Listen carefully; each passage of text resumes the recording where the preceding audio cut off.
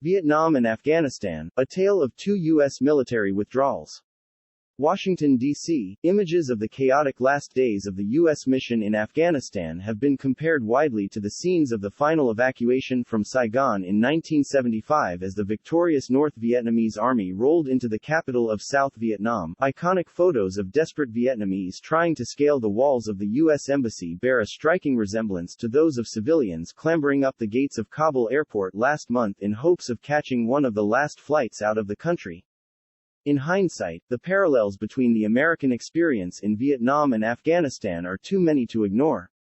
Just like the U.S. began a rapid military drawdown in Vietnam after signing the Paris Peace Accords with North Vietnam in 1973, the February 2020 Doha deal between the U.S. and the Taliban set the scene for America's rush for the exits in Afghanistan. By 1975, the only U.S. soldiers remaining in South Vietnam were the Marines who guarded the embassy in Saigon and a small contingent at a nearby air base.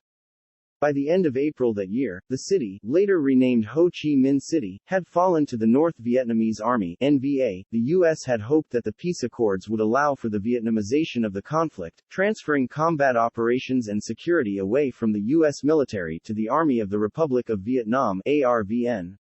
But just like the Afghan National Army, in which Washington had invested billions in training and equipment, proved incapable of securing the country on their own. The ARVN crumbled in the absence of the full complement of U.S. ground combat units and field advisors. For a long time after the humiliating end to the Vietnam War, the U.S. seemed to suffer from a crisis of confidence, questioning its strength, the appeal of its values and its role in the world. This will be the final message from Saigon Station, wrote Thomas Polgar, the last serving CIA station chief in Saigon, before his evacuation. It has been a long and hard fight and we have lost. This experience, unique in the history of the U.S., does not signal, necessarily, the demise of the U.S. as a world power. He added, those who fail to learn from history are forced to repeat it.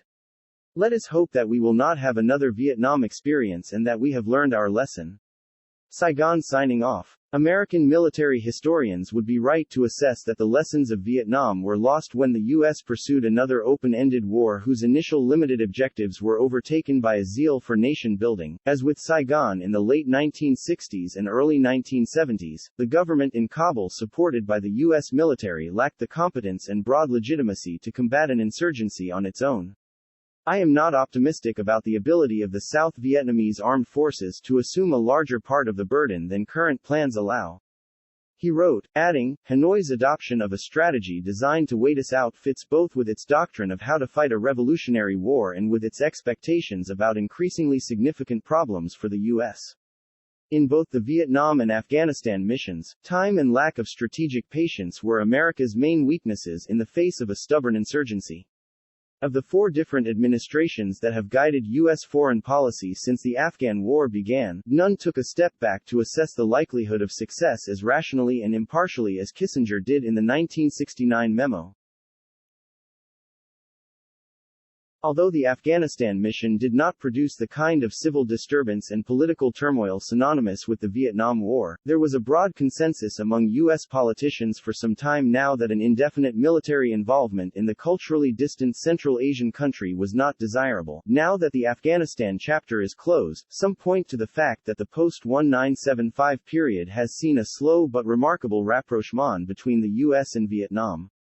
Within the space of 20 years, the former belligerent nations were able to forge a relationship that today has evolved into a veritable strategic partnership, symbolized by the U.S.-Vietnam Comprehensive Partnership of 2013. A quarter of a century after the establishment of bilateral relations in 1995, the U.S. and Vietnam are thus partners with a friendship grounded in mutual respect and suspicion of China's geopolitical motives.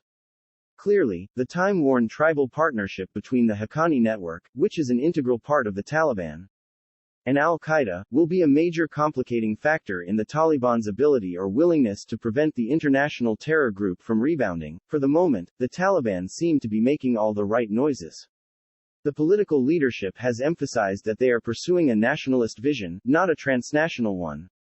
What remains to be seen is whether the group can prioritize the needs of running the affairs of state, which will require significant outside financial support and technical expertise.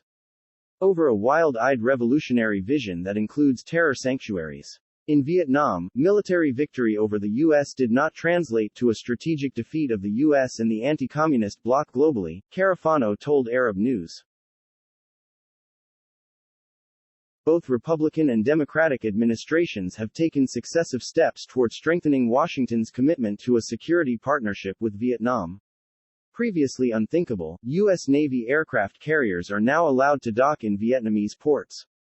Whether the U.S. and Taliban-controlled Afghanistan can develop some level of security arrangement based on a common threat perception is an open-ended question.